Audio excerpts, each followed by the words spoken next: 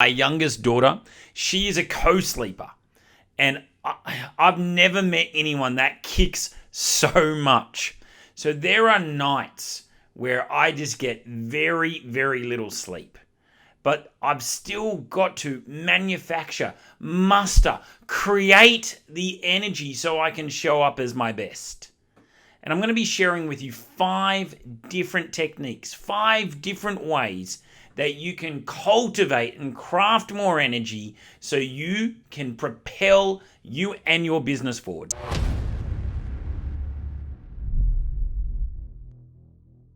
One of the keys to success is energy.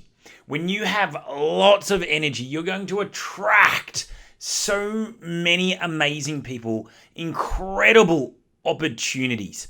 And so it's absolutely paramount that we optimize our energy because we're going to get more done. We're going to attract lots of people and we're going to perform at our very best. For me, there's always been a direct correlation between the amount of energy I have and the success that I'm currently experiencing within the business itself.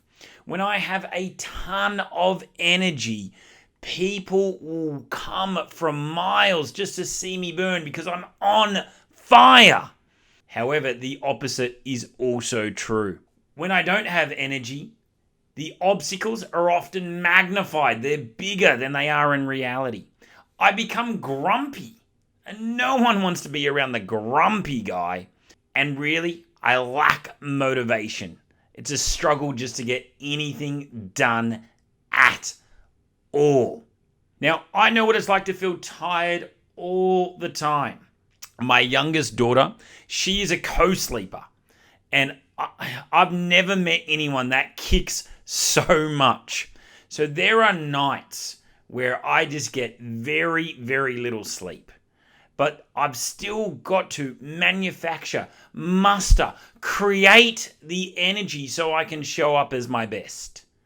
And I'm going to be sharing with you 5 different techniques, 5 different ways that you can cultivate and craft more energy so you can propel you and your business forward. But before I do, I have a small favor to ask. I would love you to do 2 things, please. Number 1, give this video a like so I can showcase it to more people and more people can benefit.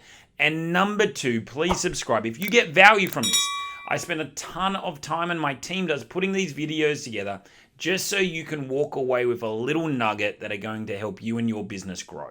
So if you are getting value, please subscribe. But let's dive into the 5 strategies and techniques to generate more energy so you don't feel tired anymore. Our first strategy to generate more energy than the Energizer Bunny himself is to ensure you are living on purpose. Nothing will improve your energy more than living a life on purpose. If you're aligned in your vision with your goals, with what you're trying to accomplish and achieve through your business, then this will overcome lack of sleep and everything else. I know I've been in jobs and even businesses where I am no longer fired up. I'm no longer waking up in the morning just wanting to rip the doona off. And I'm bored. I'm uninspired. And I'm tired by 9 a.m. Contrast to where I am right now. I am so fired up by my vision, by the work that we are doing, by the challenge of this business, by the growth that I get each and every day, that I have the energy to run through walls. So right now, if you're chugging a lot of coffee, if you're doing all the breathing and qigong, you're sleeping lots, and you're still lacking energy, then I'd really ask you to have a look and ask yourself, am I living a life on purpose? Because if you get this right, it goes a long way in being your most energetic, productive self. Our second tip for getting more energy and not feeling tired all the time is through managing your transitions.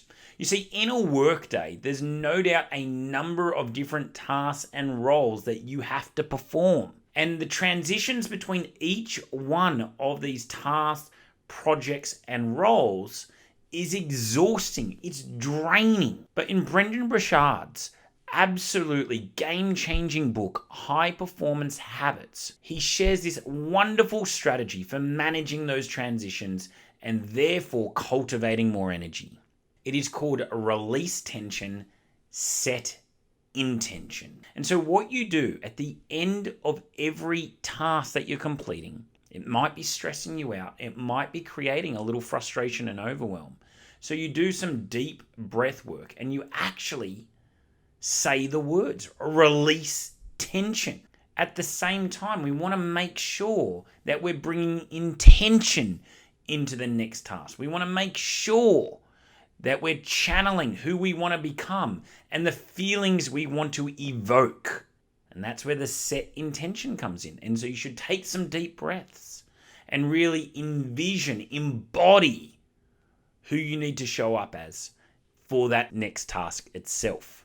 Now, Brendon Burchard also recommends breaks in between those tasks. And ideally, if you can get a little movement, a little sunlight, a little fresh air, it's going to make a world of difference to how you show up. And you're going to be able to maintain that high level of energy throughout the multiple hats that you have to wear within any given day. The third way to really raise that energy and not feel tired all the time is to capitalize on your magic time. Now, this was a concept that was shared to me by my coach at the time and now friend, Craig Ballantyne. Now, Craig says that there is a magic time, a particular period of the day where you do your best work, where you are your most energetic, creative self. And it's during those periods that you should do the most challenging tasks. Because once you get these challenging tasks done at a high level, this in turn creates momentum because you're seeing progress. And then you're going to get more done, and this just generates additional energy and you become unstoppable. So identify that period of the day that is your magic time, and then secondly, maximize it. The fourth way that we are going to raise your energy so you are on fire and just get more done is through managing your stress.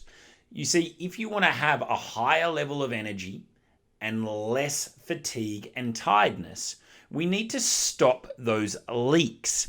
And stress is the number one and most profound energy leak. You see, every time we confront stress, we have our fight or flight response. Now, this raises cortisol. It's useful at the time, but afterwards, it's exhausting. So if this is happening several times a day, we're going to be very fatigued. Now, stress is problematic because it also impacts our sleep and our nutrition. So now it's really magnified because we're eating the wrong foods. We're not sleeping as much because we're being kept up. And we've got this heightened cortisol. Now, you can't avoid stress. It's going to get you as a business owner, probably several times in a day. And let me tell you, I've got 3 businesses. I have 3 kids.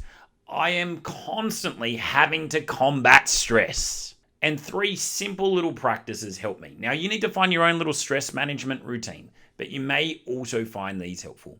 Number 1 is movement. Now, it can be hard exercise. It could be a walk in the sun. But just any kind of movement is just great for stress. And I tell you, for me personally, throwing around some weights, throwing around a little bit of tin makes all the problems disappear. It really helps me diminish, the challenges that I may be encountering. Number 2 is just some breath work, just slowing down that nervous system. Taking a few deep breaths. You don't need to do anything fancy. You don't need to chant anything. Just slow your body down. Breathe in and make sure that we're really pushing the belly out as we do so, and breathe out. Very, very simple. And the third way is just a little bit of mindfulness. Now, I have been an absolutely terrible meditator for many, many years. I've tried countless apps, I've had meditation teachers and everything else. And really what works for me is just keeping it short and succinct. 1 to 3 minutes of mindfulness work where I'm just focusing on my breath and nothing else. It makes an enormous difference. And all the problems just seem to become a lot less impactful. We're up to our 5th and final tip so you can cultivate more energy and overcome that tiredness and fatigue. And it's one that you probably thought I was going to start with. It's all about sleep.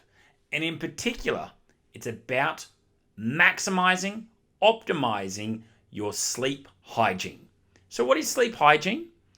It's just a series of habits that you have around sleep that enable you to have a much better quality of sleep. And I'm going to share with you 5 habits that you should incorporate into your sleep hygiene.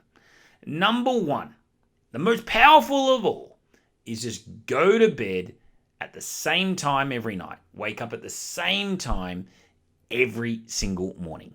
And one of the things that I do to help me do so, I've shared it in previous videos, is to set a reverse alarm. 9:30 at night for me, because I want to be in bed by 10. My alarm will go off, it will have a label, and it will say, get ready for bed. Dan knows to stop watching Succession at that time. Turn that TV off and get his ass into bed. Number 2, you want to make sure you have a comfortable sleep environment. You want to make sure that you've got your favorite pillows, your cotton sheets, that the room temperature is just right, that it's dark, and that it's not too noisy. Number 3 is to limit your screen time. Now, I know it's hard. Dan doesn't have that much self-control, so I'll actually wear Blu-ray blockers. They look ridiculous. No one's ever going to see Dan in person wearing those, but they actually help. So you want to limit your screen time, and you might want to wear some blockers as well. Number 4 is to avoid stimulants. So don't have a coffee after dinner. And look, I'm all about having fun, having a great life. So of course, if you enjoy an alcoholic beverage from time to time, that's okay. Just don't make it a regular habit before bed because it will impact the quality of your sleep. And then the last one is maybe some relaxation techniques. Maybe there's something, that you do that helps you become relaxed. It might be a downward dog, might be some breathing exercises. For me, it's just doing a little bit of foam rolling. So if you incorporate those 5 sleep hygiene habits, you're just going to have amazing sleep. You're going to wake up as your best self. So there you have it. 5 really simple strategies, 5 tips that have helped me overcome fatigue and tiredness because it really can enslave you. So the big 5 are, number 1, make sure that you're living a life on purpose.